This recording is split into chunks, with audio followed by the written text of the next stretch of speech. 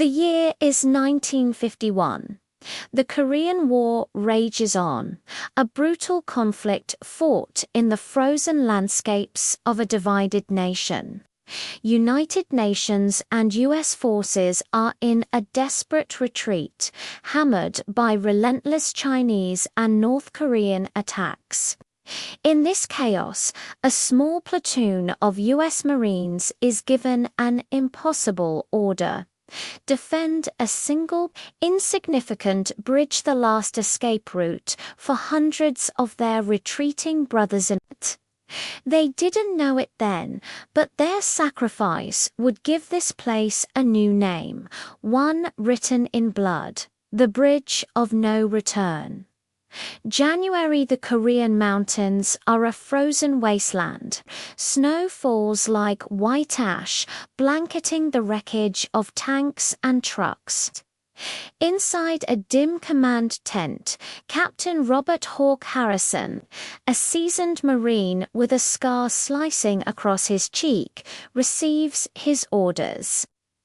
Hold the Salmon Bridge until every last man has crossed.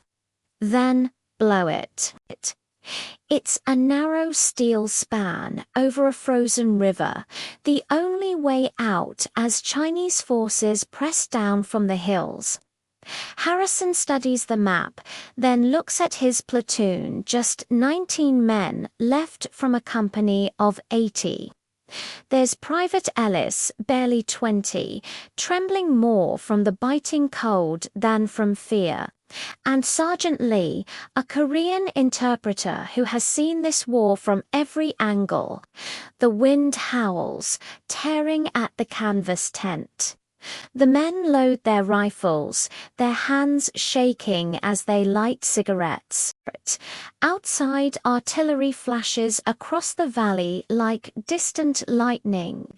Harrison steps out into the frigid air and stares at the bridge. It's narrow, coated in snow, half swallowed by ice. Beyond it lies safety.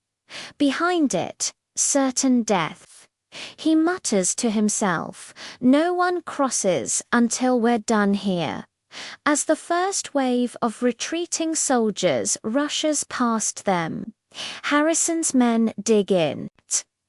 Machine guns are set at both ends of the bridge, and mines are planted beneath its deck.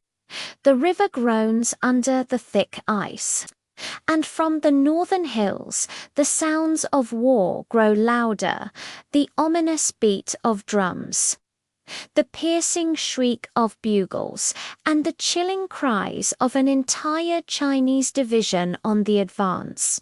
Dawn breaks, painting the sky in grim shades of red and grey.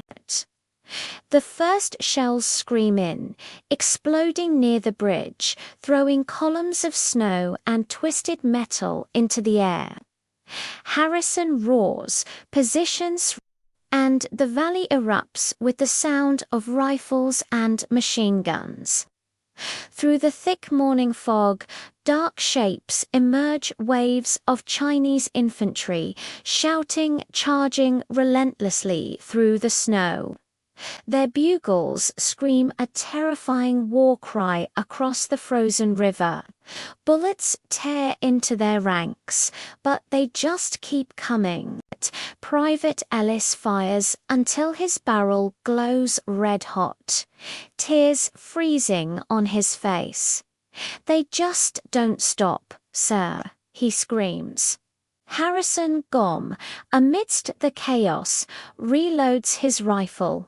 "Then we don't either." The bridge shudders as mortar rounds rain down. A nearby truck explodes, scattering fiery debris across the ice. The defenders fall back behind their sandbags, trading bullets for precious seconds. Sergeant Lee crawls to Harrison's side, his voice strained. "We're running out of ammo." Harrison glances toward the opposite bank. Convoys of retreating soldiers are still pouring across the bridge. He knows what he has to do. "We hold," he declares, his voice cutting through the din.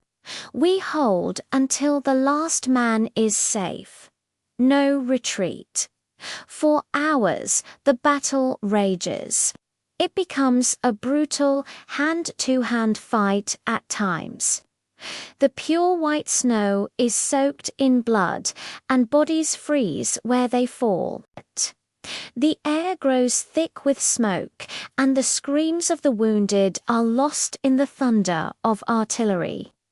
By the afternoon, the first assault finally breaks. The valley descends into an eerie silence, broken only by the mournful whistle of the wind. Ellis collapses beside the burnt-out hulk of a jeep, whispering, "We did it. We stopped them." But Harrison isn't celebrating. He stares into the mist rising from the hills, his face a mask of grim certainty. He knows this isn't over. This was just the beginning. By dusk, the valley is glowing with the orange light of countless fires. The second wave comes without warning. A devastating artillery barrage is followed by another human wave of infantry, and this time they have tanks rumbling through the snow behind them. The ground shakes with every explosion. The Marines' machine guns begin to jam, their mechanisms freezing in the punishing cold. The bridge itself starts to splinter under direct shellfire. A tank round strikes nearby, and Ellis screams, buried in snow and debris. Harrison yanks him back behind a collapsed steel beam. "Get to the detonator. When I give the order, you blow it." Sergeant Lee, shouting over the deafening chaos, cries out, "Captain, there are still men crossing." Harrison's jaw tightens. "Then we hold." They are nearly out of ammunition. The men scavenge weapons and bullets from the fallen, friend and foe alike. Smoke blinds them, but they keep firing, fighting, defying the impossible odds.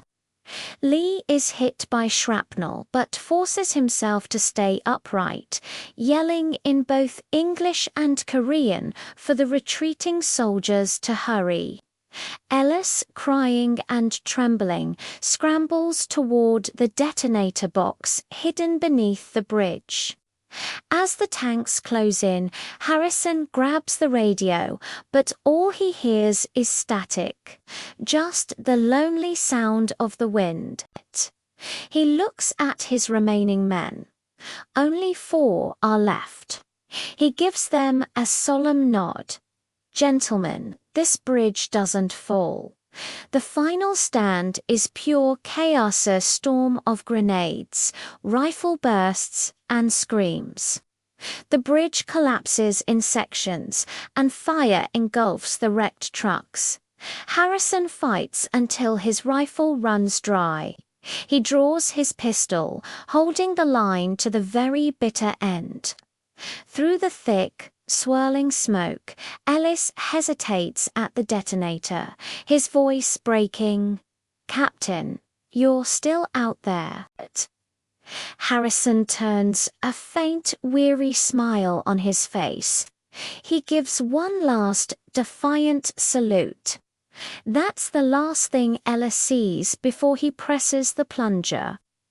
Then a thunderous explosion rips the world apart. When dawn breaks again, the river is still. The bridge is gone, leaving only twisted, skeletal steel reaching out from the banks. The valley is silent, save for the cawing of crows.